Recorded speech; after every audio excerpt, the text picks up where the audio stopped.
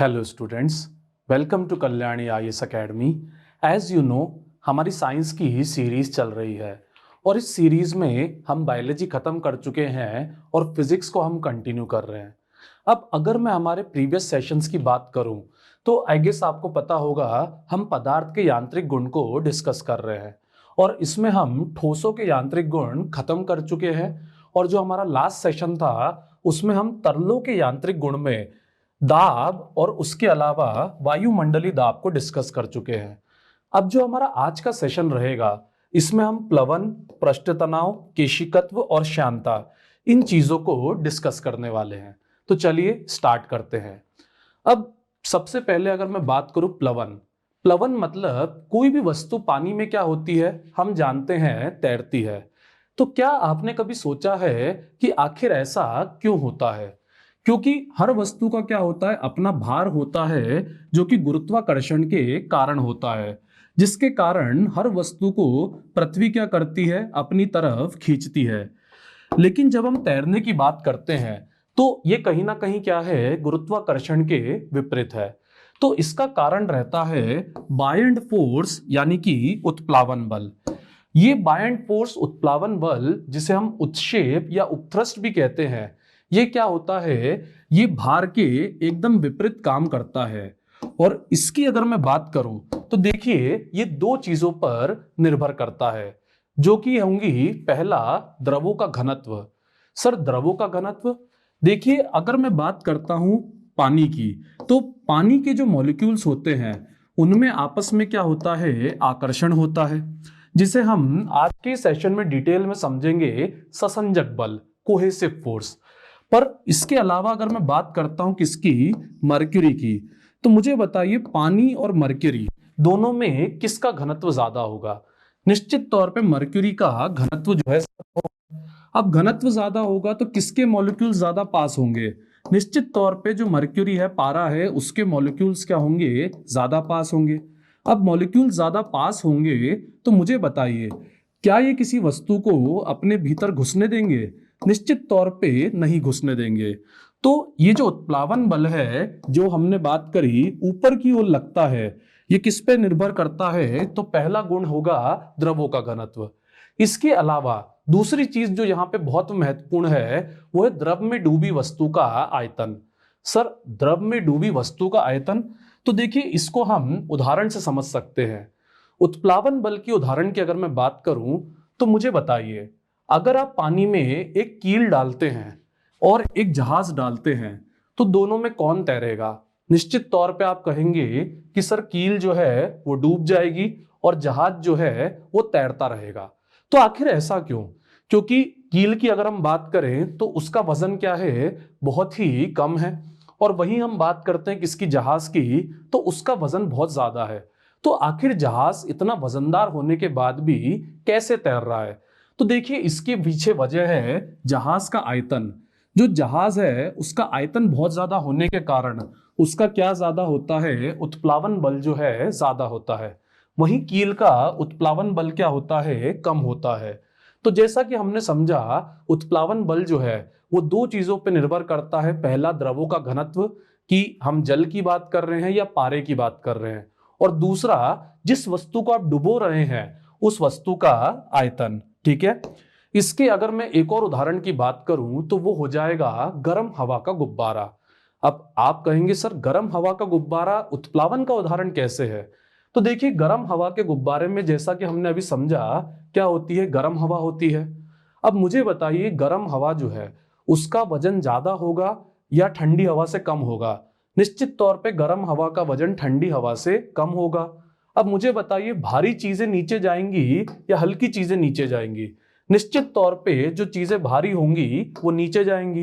तो भारी हवा जब नीचे जाएगी तो वो हल्की हवा को क्या करेगी, निश्चित तौर पे ऊपर की ओर फेंकने का काम करेगी। तो ये जो ऊपर की ओर फेंकना है इसी को हम क्या कह रहे हैं, उत्प्लावन बल कह रहे हैं। तो आपको पता होना चाहिए कि गर्म हवा का गुब्बारा किसके कारण तैरता है, तो उत्प्लावन के ही कारण जो है तैरता है। अब जैसा कि अभी तक हमने समझा, हमने ये समझा है कि उत्प्लावन बल यानी बायंड फोर्स क्या होता है और इसके अलावा ये किस किस पर निर्भर करता है, जिसमें पहला हो जाएगा द्रव का घनत्व, मतलब कि वो वाटर है या फिर मर्क्यूरी है। और दूसरा जो है वो हो जाएगा आयतन, कि जो भी वस्तु आप पानी में डाल रहे हैं या किसी भी और द्रव में डाल रहे हैं उसका आयतन कितना है। पर मैं समझता हूं आपके माइंड में अभी भी एक सवाल आ रहा होगा कि सर जहाज अगर बड़ा है, उसका आयतन ज्यादा है, तो आखिर उसका उत्प्लावन बल क्यों ज्यादा होगा। तो इसको आप समझ सकते हैं आर्किमिडीज के सिद्धांत से, जो कि इस बात को, जिसको हमने अभी समझा है, और स्पष्ट करने का काम करता है। अब ये आर्किमिडीज का सिद्धांत क्या है, तो बड़ी आसान और प्रैक्टिकल तरीके से हम समझते हैं कि अगर किसी वस्तु को हम जो है किसी वेइंग मशीन से उसका वजन ले, तो उसका क्या होगा, एक निश्चित वजन होगा। जैसे इस वस्तु का वजन है 7 पाउंड। अब अगर आप इसको पानी में डालेंगे तो मुझे बताइए क्या होगा।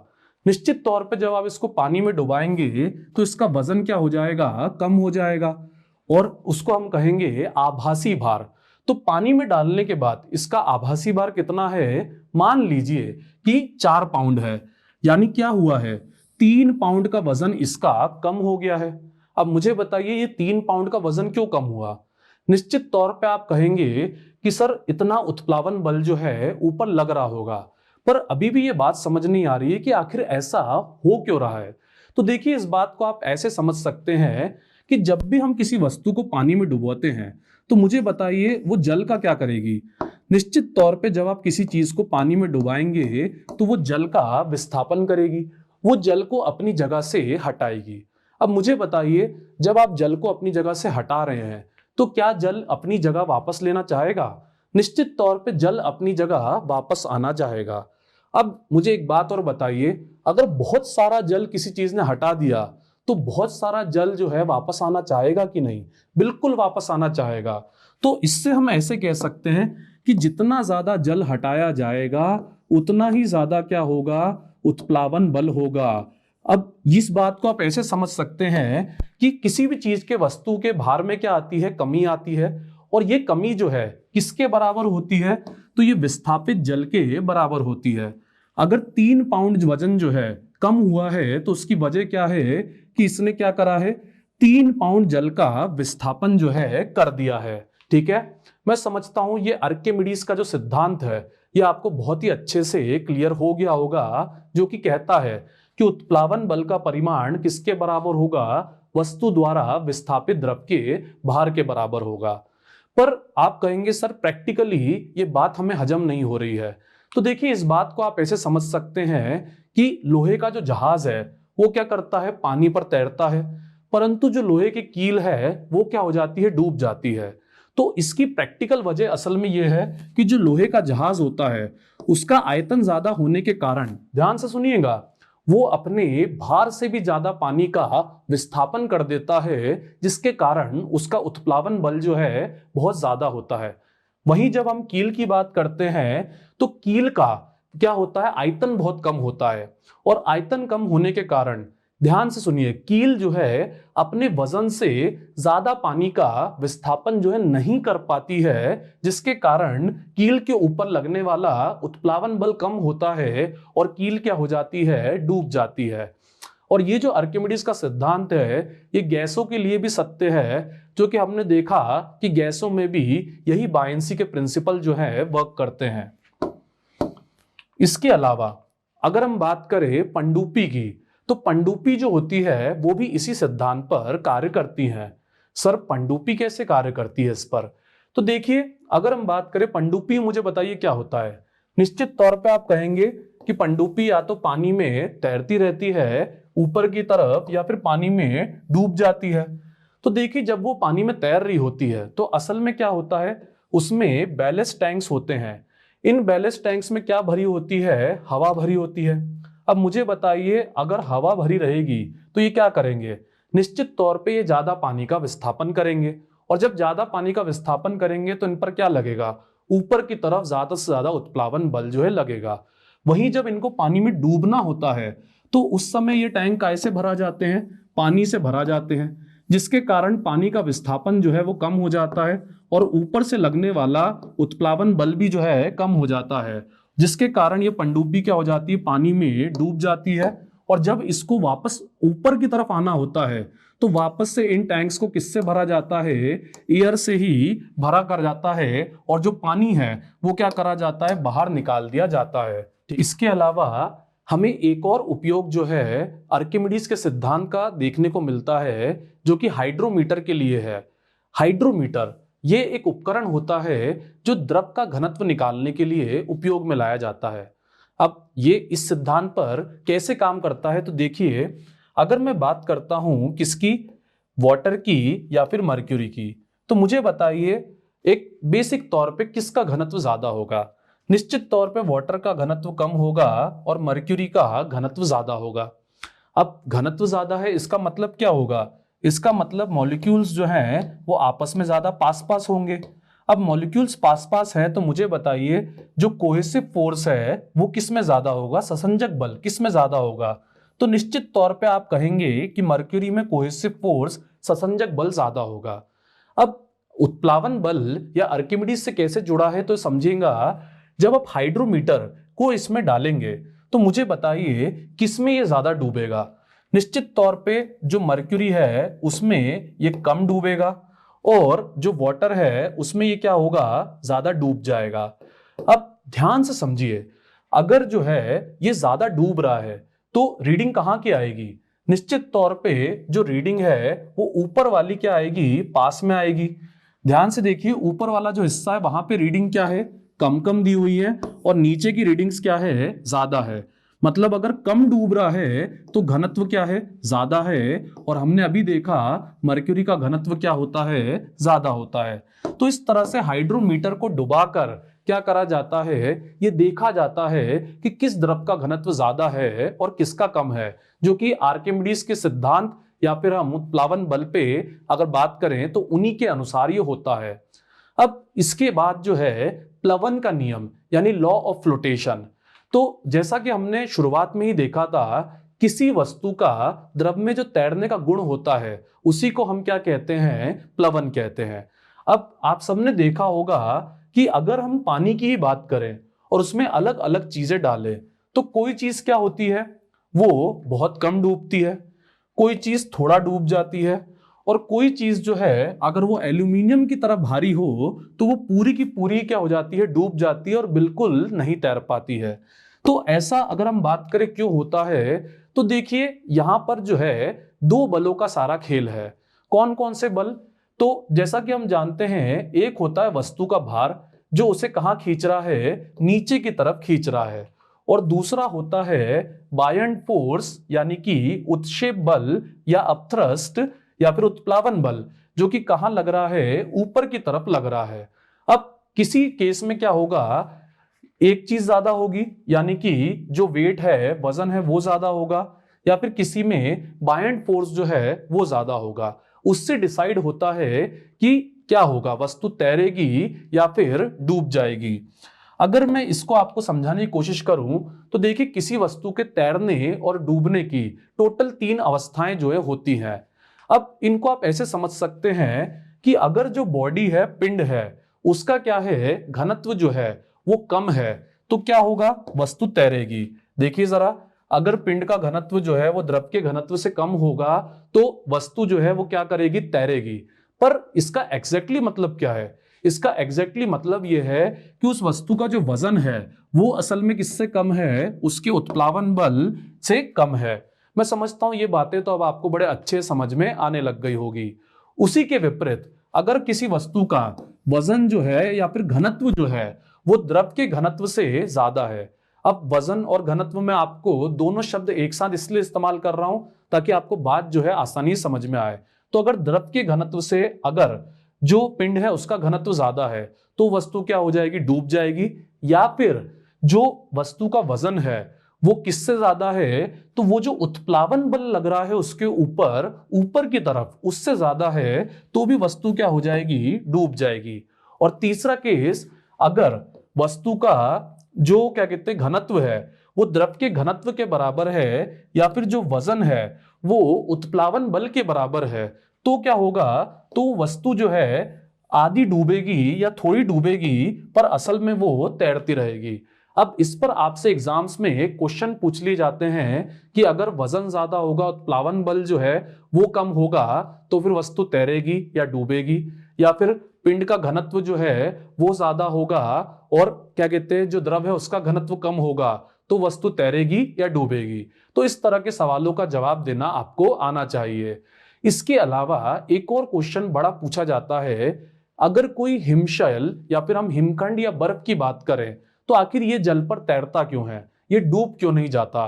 तो इसको भी हमने अभी तक जो समझा है उसके आधार पे आप समझ सकते हैं। बस एक बात आपको पता होनी चाहिए कि अगर हम वाटर की बात करते हैं तो उसकी मैक्सिमम डेंसिटी कहां होती है, तो 4 डिग्री तापमान जो है उस पर क्या होता है, अधिकतम घनत्व जो है वाटर का होता है। अब आप कहेंगे सर अधिकतम घनत्व इस टेम्परेचर पे होता है, इसका क्या मतलब है। इसका मतलब ये है कि अगर आप यहां से टेम्परेचर कम करो, यानी आप 0 डिग्री पे जाओ, तो उससे क्या होगा, उससे जो घनत्व है, जो डेंसिटी है, वो क्या होती जाएगी, घटती जाएगी। ठीक है, 4 डिग्री तक आते क्या होती है, बढ़ती है, और उसके बाद क्या होता है, ये डेंसिटी घटती है।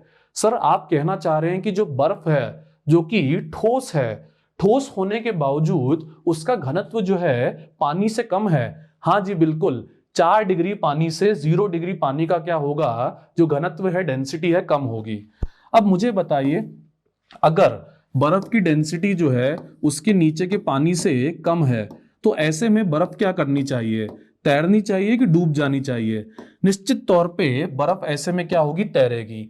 तो यही बेसिक कारण है जो आपको पता होना चाहिए। और आपके सामने यहाँ पर हिमखंड का घनत्व और जल का घनत्व दोनों दिया है, और ये भी कई सारी एग्जाम से पूछ लिया जाता है कि कितना कितना होता है। ठीक है, अब इसके बाद हमें पृष्ठ तनाव जो है उसको समझना है। लेकिन पृष्ठ तनाव को समझने से पहले हमें 2 बलों को समझना होगा, जो कि है ससंजक बल और आसंजक बल। अब आप कहेंगे सर ये क्या होते हैं। तो देखिए, जब हम एक ही पदार्थ के अणुओं के मध्य लगने वाले बल की बात करते हैं तो उसे ससंजक बल कहते हैं। कुछ समझ नहीं आया तो देखिए इस स्लाइड को। इस स्लाइड में आप देख सकते हैं कि हमने एक टेस्ट ट्यूब जो है लिया है, और उस टेस्ट ट्यूब की ही मैग्नीफाइड इमेज जो है पानी की हम देख रहे हैं। तो उसमें आप पाएंगे कि जो पानी के अणु है उनके बीच में भी क्या हो रहा है, बल लग रहा है। इसी को हम क्या कहते हैं, ससंजक बल कहते हैं। अब मुझे एक बात बताइए कि अगर अणुओं में बल लग रहा है तो ये किस में ज्यादा होगा, ठोस में, तरल में, या गैस में। निश्चित तौर पे ठोस के अणु क्या होते हैं, ज्यादा पास होते हैं, तो उनके भीतर ये बल भी क्या होता है, ज्यादा होता है। और इसी के कारण जो ठोस रहते हैं उनका आकार क्या होता है, निश्चित होता है। पर वहीं अगर हम द्रव की बात करें तो द्रव के अणु थोड़े क्या होते हैं, दूर होते हैं, तो उनमें ये ससंजक बल क्या होता है, थोड़ा कम होता है, जिसके कारण उनका आकार भी निश्चित नहीं होता है। और वहीं हम गैसों की बात करें तो गैसों के मॉलिक्यूल्स बहुत दूर दूर होते हैं, जिसके कारण उनका जो ससंजक बल है वो नगण्य होता है, ना के बराबर होता है। और उनमें जो है द्रवों के मुकाबले जो कि क्या होते हैं, फैलते हैं, एक अलग प्रॉपर्टी देखने को मिलती है जिसे हम विसरण कहते हैं। विसरण के बारे में अगर मैं आपको अभी थोड़ा सा एक्सप्लेन करूं, तो अगर एक कमरे में केक रखा हुआ है तो मुझे बताइए उसकी खुशबू जो है वो पूरे कमरे में आ जाएगी, हाँ या ना। तो निश्चित तौर पे हाँ, इसी को हम क्या कहते हैं, विसरण कहते हैं, जो कि आप ये भी कह सकते हो ससंजक बल कम होने के कारण देखने को मिलता है। इसके अलावा जो दूसरा फोर्स है वो है एडेसिव फोर्स, यानी कि आसंजक बल। अब ये क्या होता है, तो देखिए 2 भिन्न पदार्थों के अणुओं के मध्य जो बल लगता है उसको हम आसंजक बल कहते हैं। अब सर भिन्न पदार्थ मतलब, तो देखिए अगर इस टेस्ट ट्यूब की हम बात करें तो इसमें आप देख सकते हैं जो पानी है वो किससे टिका हुआ है, तो ग्लास से टिका हुआ है। तो यहां पर पानी का और ग्लास के बीच में भी क्या हो रहा है, कांटेक्ट हो रहा है। तो ये जो कांटेक्ट है इस पर क्या हो रहा है, बल लग रहा है। तो ये जो बल है इसी को हम क्या कहते हैं, एडेसिव फोर्स जो है कहते हैं। ठीक है, अब इसको आप ऐसे समझ सकते हैं कि आसंजक बल जो है इसी के कारण क्या होता है, जल किसी वस्तु को भिगोता है। मतलब सर, तो देखिए ग्लास जो होता है उसके ऊपर हम देखते हैं पानी क्या हो जाता है, टिक जाता है। तो ये पानी क्यों टिकता है, इसकी वजह होती है यही आसंजक बल। इसके अलावा जैसे आप देख सकते हैं मैं ब्लैक बोर्ड पे कुछ लिख रहा हूं, तो अगर मैं चौक वाले ब्लैक बोर्ड की बात करूं, ठीक है, ये तो डिजिटल पैनल का बोर्ड है, तो उस पे क्या होता है, चौक चिपक जाती है। तो वो चौक कैसे चिपकती है, तो उसकी वजह भी आसंजक बल होता है। जो चौक है और जो ब्लैक बोर्ड है, दोनों के आपस में अट्रैक्शन होता है, ठीक है। आई गेस ये बातें आपको बड़े अच्छे से क्लियर हो गई होगी।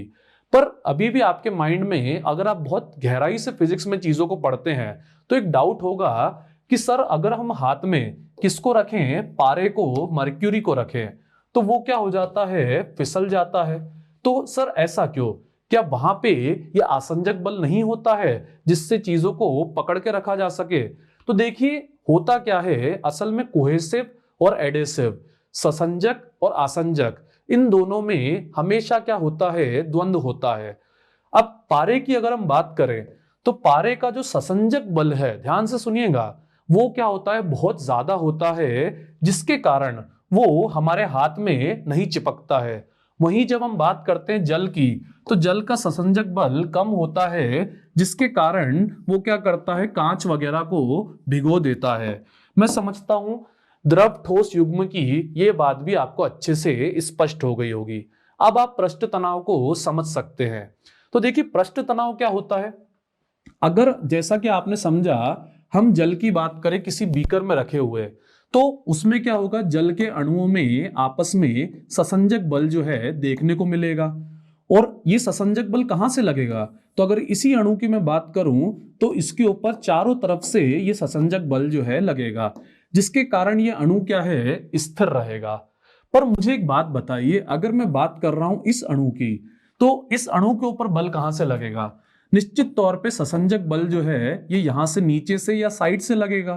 पर इसके ऊपर क्या है, तो देखिए इसके ऊपर गैसेस है।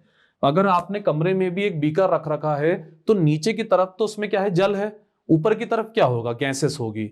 अब गैसेस कौन सा बल लगाएगी, तो निश्चित तौर पे गैसेस ससंजक बल नहीं लगाएंगी, गैसेस जो है एडेसिव फोर्स लगाएंगी। पर मुझे बताइए, क्या जल के अणुओं के आपस के ससंजक बल के मुकाबले जो एडेसिव फोर्स है उसका कुछ भी मान होगा? निश्चित तौर पे नहीं होगा। तो आपको क्या लगता है ऐसे में क्या होना चाहिए? तो ऐसे में जो इसकी स्वतंत्र पृष्ठ है उस पर क्या होगा, उस पर बल लगेगा। कहां की तरफ बल लगेगा, नीचे की तरफ जो है बल लगेगा। और ये क्या करेगा, ये जो है कम से कम क्षेत्रफल जो है प्राप्त करने की प्रवृत्ति रखेगा। अब सर कम से कम क्षेत्रफल प्राप्त करने की प्रवृत्ति, तो देखिए बड़े आसान तरीके से मैं आपको समझाता हूं। जल की बूंद का मुझे बताइए आकार क्या होता है? निश्चित तौर पे आप कहेंगे गोल होता है। तो क्या इसका आकार रेक्टेंगल या ट्रायंगल नहीं हो सकता था? बिल्कुल हो सकता था, पर नहीं हो सकता, क्योंकि जल में क्या होता है, अणुओं में आपस में ससंजक बल होता है, जिसके कारण हर अणु को अंदर की तरफ खींचा जाता है। तो ऐसे में ये क्या करता है, ये अणु जो है जल का कम से कम क्षेत्रफल जो है लेना चाहता है, और इसीलिए क्या हो जाता है, ये गोल आकार का बन जाता है। और ये क्या हो रहा है, इसमें जो इसकी पृष्ठ है, ध्यान से देखिए, ये जो इसकी पृष्ठ है उसके ऊपर क्या हो रहा है, अंदर की तरफ तनाव पड़ रहा है, या फिर ये जो स्वतंत्र पृष्ठ है, फ्री सरफेस है, इस पर क्या हो रहा है, नीचे की तरफ तनाव पड़ रहा है। इसी को हम क्या कहते हैं, पृष्ठ तनाव कहते हैं, सरफेस टेंशन जो है कहते हैं, जो कि कैसा फोर्स है, तो परपेंडिकुलर फोर्स है, ये भी आपको पता होना चाहिए। अगर हम इसको फॉर्मूले वाइज बात करें, तो अगर आपने एक टेस्ट ट्यूब लिया है, टेस्ट ट्यूब जो है कैसा है, ये गोल है, इसके सरकमफ्रेंस में, परिमाप में, तो उसकी जो लंबाई है कितनी, L, जिसको हम क्या कह सकते हैं, यहां पर गोल होने के कारण 2πr, क्योंकि सर्कल का सरकमफ्रेंस कितना होता है, 2πr होता है। उस पे अगर F बल लग रहा है, तो ये सरफेस टेंशन कितना हो जाएगा, F/L। और इसी से आप क्या याद रख सकते हो, इसका SI मात्रक भी याद रख सकते हो, जो कि आपसे पूछा जा सकता है, न्यूटन प्रति मीटर। पर घबराइए मत, आपको क्वेश्चंस जो हैं न्यूमेरिकल्स नहीं आते हैं पीएससीज में, तो इसलिए आपको बस ये बेसिक आइडिया जो है होना चाहिए। इसके अलावा आपसे पूछा जा सकता है कि अगर हम द्रव का ताप बढ़ाते हैं, तो ताप बढ़ाने की स्थिति में पृष्ठ तनाव घटेगा कि बढ़ेगा? सोच के बताइए। निश्चित तौर पे आप कहेंगे कि सर अगर किसी चीज का टेम्परेचर हमने बढ़ा दिया, तो उसके मॉलिक्यूल्स में क्या होगी, जो काइनेटिक एनर्जी है वो क्या होगी, बढ़ेगी। और जब काइनेटिक एनर्जी बढ़ती है तो मॉलिक्यूल्स क्या होते हैं, दूर भागते हैं, और जब मॉलिक्यूल्स दूर भागेंगे तो निश्चित तौर पे जो ससंजक बल है, देखिए मैं आपको इक्वेशन समझाता हूं। काइनेटिक एनर्जी बढ़ी, कब बढ़ी, टेम्परेचर बढ़ाने पे बढ़ी, टेम्परेचर बढ़ाने पे काइनेटिक एनर्जी बढ़ी, डिस्टेंस क्या हुआ, बढ़ा, डिस्टेंस बढ़ाने से क्या हुआ, जो कोहेसिव फोर्स है, ससंजक बल है, वो क्या होगा, कम होगा, और जब ऐसा होगा तो निश्चित तौर पे जो सरफेस टेंशन है, वो पृष्ठ तनाव है, वो भी क्या होगा, कम होगा। तो ये अब याद रख लीजिए, तापमान बढ़ाने पर पृष्ठ तनाव क्या होता है, घटता है, और जो क्रांतिक ताप होता है, क्रिटिकल टेम्परेचर होता है, उस पर तो ये शून्य हो जाता है। इसके अलावा इसके उदाहरण एग्जाम में आपसे पूछे जा सकते हैं। तो सबसे पहला उदाहरण तो मैं समझा ही चुका हूं कि पानी की छोटी बूंदे किसके कारण गोल होती है, तो पृष्ठ तनाव के कारण गोल होती है। काफी सारी एग्जाम्स में ये पूछा गया है, ठीक है। इसके अलावा अगर हम बात करें पानी में बुलबुले बनना, ये भी किसके कारण होता है, तो पृष्ठ तनाव के ही कारण होता है। सर ये कैसे, तो देखिए मान लीजिए आप जो है यहाँ पानी के अंदर हैं और आपने क्या करा, आपने सांस छोड़ी। अब आपने सांस छोड़ी तो मुझे बताइए इस एयर का क्या होगा। निश्चित तौर पे ससंजक बल के कारण जो पानी के मॉलिक्यूल्स है, इसके ऊपर सभी तरफ से दबाव बनाएंगे। तो जब इसके ऊपर सभी तरफ से दबाव बनेगा तो ये क्या बन जाएगा, बुलबुला जो है बन जाएगा। तो पानी के अंदर भी जो पृष्ठ तनाव होता है, कोहेसिव फोर्स होता है, उसी के कारण बुलबुले बनते हैं। पर अभी आपके माइंड में एक सवाल आ रहा होगा कि सर अगर हम पानी में क्या कर दे, डिटर्जेंट डाल दे या सोप डाल दे, तो उससे आखिर इतने बड़े बड़े बुलबुले कैसे बन जाते हैं, इतना झाग कैसे आ जाता है। तो इसको आप ऐसे समझ सकते हैं, जैसे ही हम पानी में डिटर्जेंट डालते हैं तो असल में डिटर्जेंट क्या करता है, जो पानी है उसका पृष्ठ तनाव जो है वो कम कर देता है। अब पानी का जब पृष्ठ तनाव कम हो जाता है तो इसका मतलब क्या होता है, समझिए जरा। आपने अगर डिटर्जेंट बढ़ाया तो सरफेस टेंशन क्या हो जाता है, कम हो जाता है। पर असल में ये क्यों होता है, क्योंकि ये करने पर यानी डिटर्जेंट डालने पर जो कोहेसिव फोर्स है वो क्या होता है, कम हो जाता है। और कोहेसिव फोर्स कम होने पर ससंजक बल क्या हो जाता है, कम हो जाता है। कि उसी पर क्या होता है, जो सरफेस टेंशन है वो भी कम हो जाता है। और सरफेस टेंशन के कम होने पर क्या होगा, तो निश्चित तौर पे मॉलिक्यूल्स जब दूर दूर हो जाएंगे तो उसमें जो बुलबुले बनेंगे वो क्या हो जाएंगे, बड़े बड़े बन जाएंगे। ठीक है, मैं समझता हूं ये बात भी आपको स्पष्ट हो गई।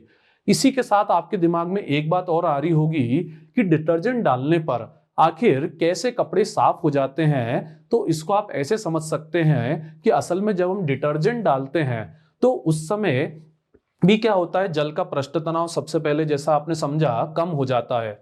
अब पृष्ठ तनाव कम होने का मतलब क्या है, मतलब मॉलिक्यूल्स जो है वो दूर दूर हो जाएंगे। तो हमारे कपड़ों की अगर मैं बात करूं तो हमारे कपड़े कैसे होते हैं, ये इस तरीके के होते हैं, ठीक है, रेशेदार होते हैं।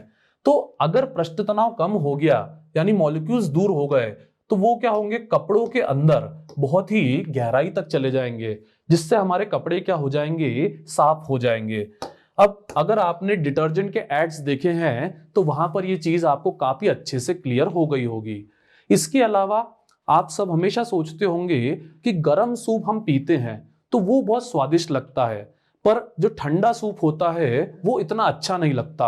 आखिर ऐसा क्यों, तो देखिए जो गर्म सूप होता है उसका क्या कम होता है, सरफेस टेंशन जो है वो कम होता है।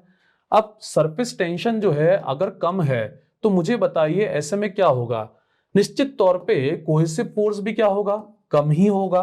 तो ऐसे में ये क्या होगा, ऐसे में जो भी चीज आप अपनी जीवा पे डालेंगे वो क्या होगी, आसानी से फैल जाएगी।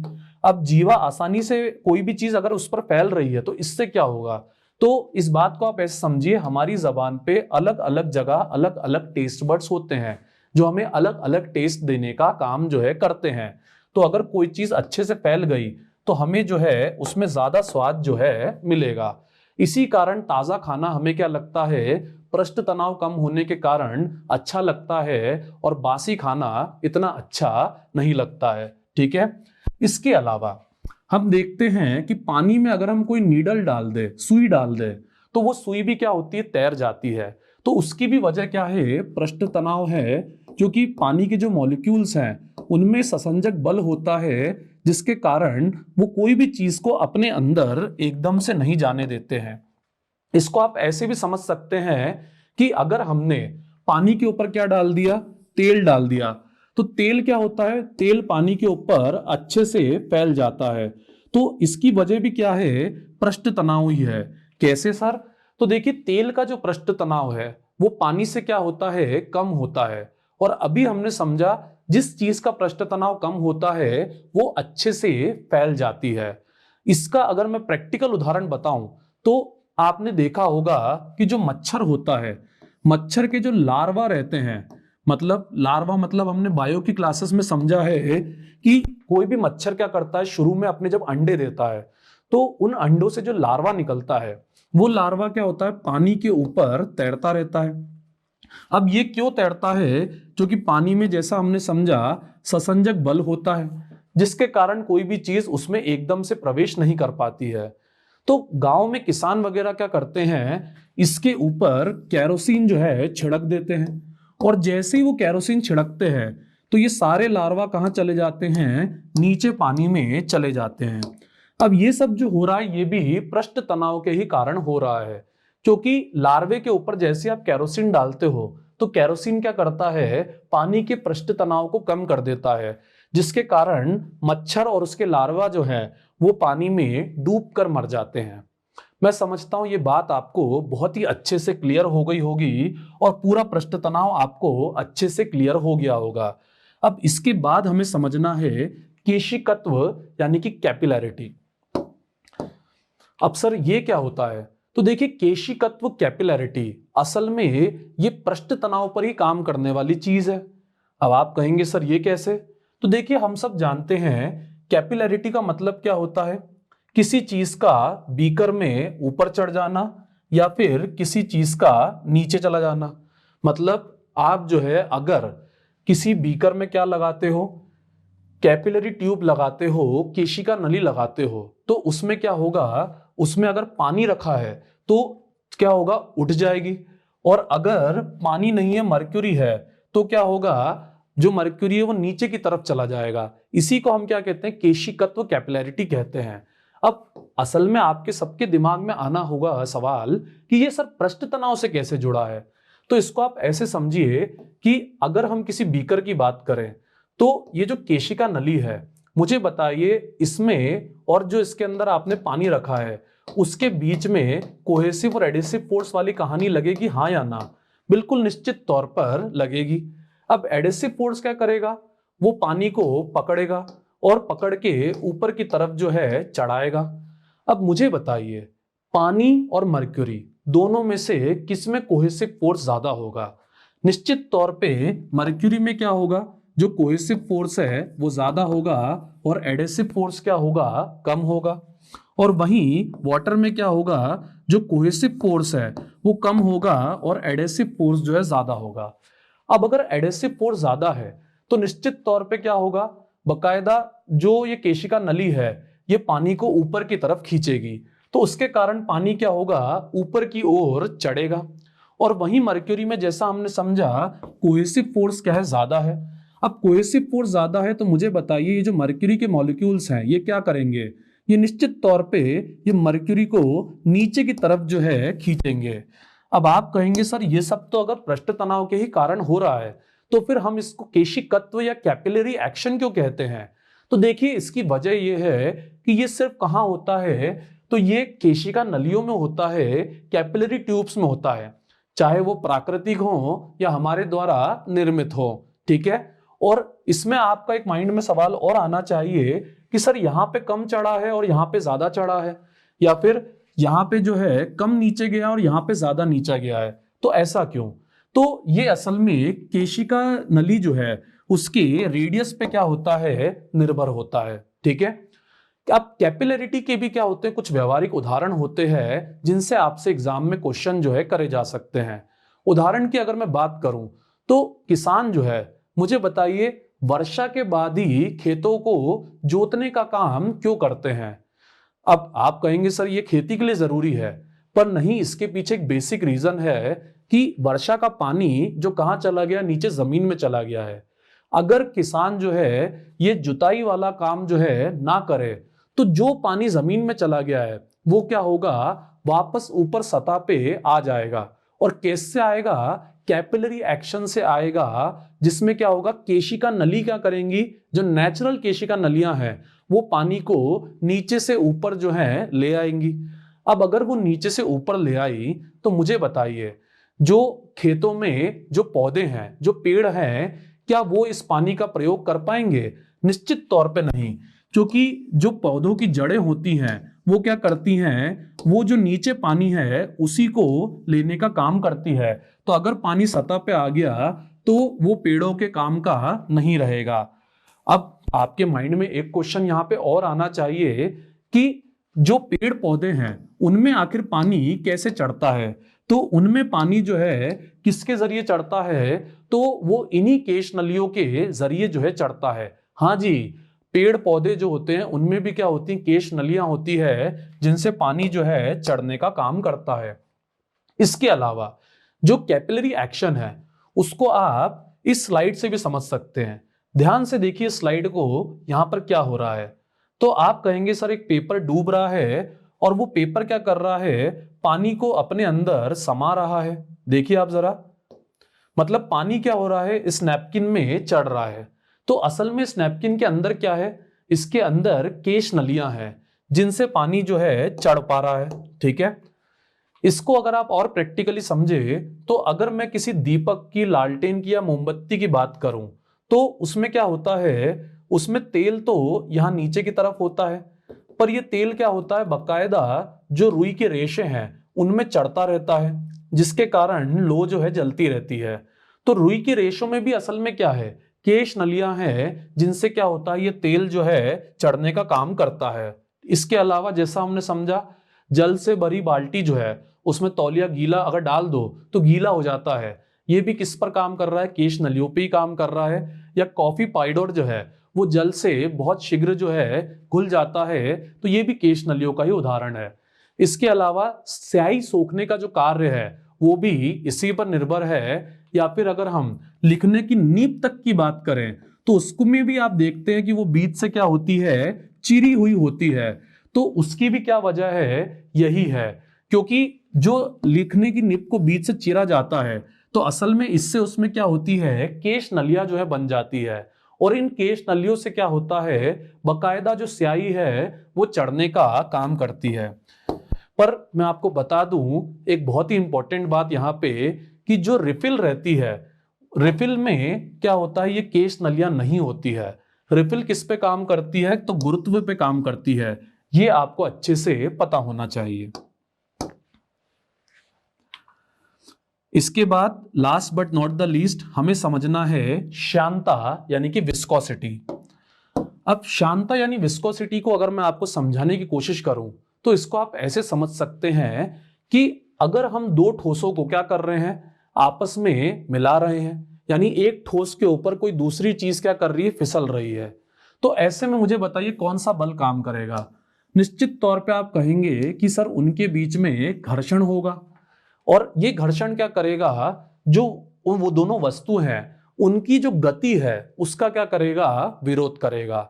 मैं समझता हूं ये बात आपको बड़े अच्छे से समझ में आती है। तो अगर हम बात करते हैं किसकी, किसी जल की या फिर किसी भी ऐसी वस्तु की जो क्या होती है, प्रवाहित होती है, तो मुझे बताइए क्या उसके अंदर बहुत सारी लेयर्स यानी कि परतें नहीं होती है? तो देखिए निश्चित तौर पर उसके अंदर भी बहुत सारी क्या होती हैं, लेयर्स होती हैं, परतें होती हैं। अब ये जो जल है इसकी परतें, मुझे बताइए क्या इनमें आपस में घर्षण यानी फ्रिक्शन नहीं होगा? निश्चित तौर पे इनमें भी आपस में घर्षण होगा, फ्रिक्शन होगा। ये घर्षण फ्रिक्शन से क्या होगा, ये अपने मूवमेंट का क्या करेगा, अपने प्रवाह का क्या करेगा, विरोध करेगा। और इसी गुण को समीपवर्ती परतों की सापेक्ष गति का जो विरोध है उसी को हम क्या कहते हैं, श्यानता यानी विस्कोसिटी कहते हैं। सर बात तो समझ में आ गई, पर प्रैक्टिकली क्या इसका कुछ मतलब होता है? तो बिल्कुल होता है। मुझे बताइए, अगर आप जल प्रवाहित करते हो या फिर शहद जो है उसका प्रवाह देखते हो, तो इन दोनों में आपको किसकी धारा जो है वो मोटी नजर आएगी? निश्चित तौर पे आपको जल का प्रवाह जो है वो ज्यादा मोटा नजर आएगा, और जो हनी है वो आपको सकरा नजर आएगा। तो ऐसा क्यों? तो ऐसा आप ऐसे समझ सकते हैं कि जो वाटर है उसकी विस्कोसिटी यानी श्यानता क्या होती, कम होती है।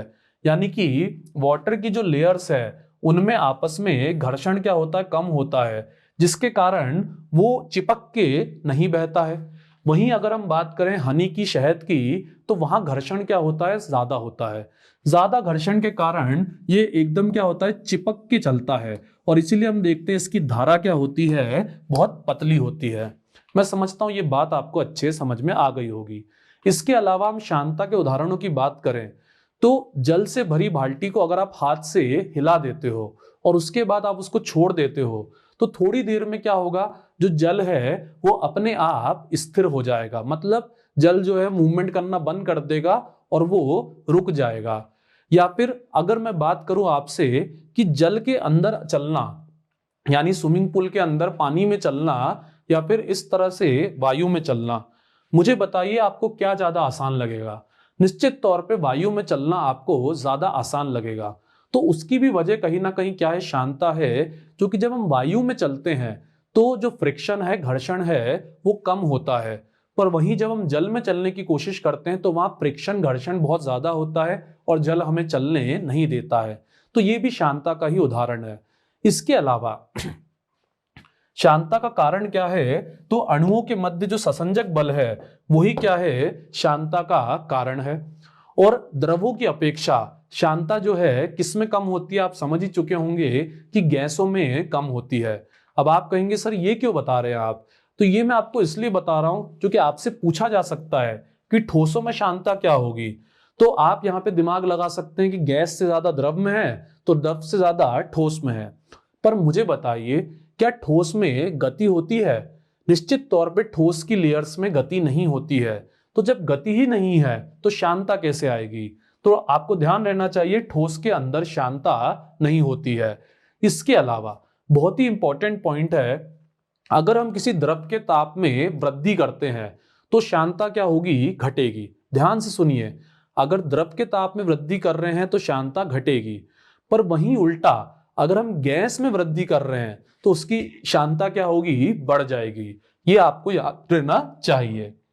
इसके बाद अगर हम बात करें द्रव प्रवाह के प्रकार की, तो ये दो प्रकार के होते हैं प्रमुखतः, लैमिनर फ्लो और टर्बुलेंट फ्लो, जिनको हम कह सकते हैं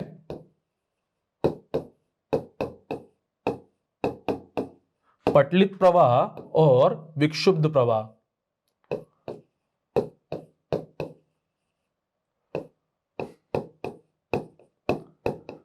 अब सर इसका क्या मतलब है, तो देखिए इस फोटो को देखिए। लैमिनर फ्लो में क्या हो रहा है, ये एकदम पतला सा सीधा बह रहा है और इसमें सारी लेयर्स क्या हैं, एक दूसरे के पैरेलल हैं, समानांतर हैं। वहीं अगर हम बात करें किसकी, टर्बुलेंट फ्लो की, विक्षुब्ध प्रवाह की, तो यहां पे लेयर्स क्या है, पैरेलल नहीं है। ये क्या हो रही है, आप देख सकते हैं ये कैसे भी बह रही हैं। तो आपसे पूछा जा सकता है कि लैमिनर फ्लो किसमें होता है, टर्बुलेंट फ्लो किसमें होता है, तो निश्चित तौर पे आप कह सकते हैं कि जो शहद है उसमें क्या है, पटलित प्रवाह है, और जो पानी है उसमें क्या है, विक्षुब्ध प्रवाह है। तो ये प्रैक्टिकल बातें जो हैं आपसे पूछी जा सकती हैं। इसी के साथ हमारा जो ये जो सेशन है ये पूरा फिनिश हो जाता है और तलरों के यांत्रिक गुण जो है वो भी पूरे खत्म हो जाते हैं। तो अगर आपको ये सेशन पसंद आया हो तो कल्याणी आईएएस एकेडमी के हमारे यूट्यूब चैनल को सब्सक्राइब करना ना भूलें। Thanks for watching.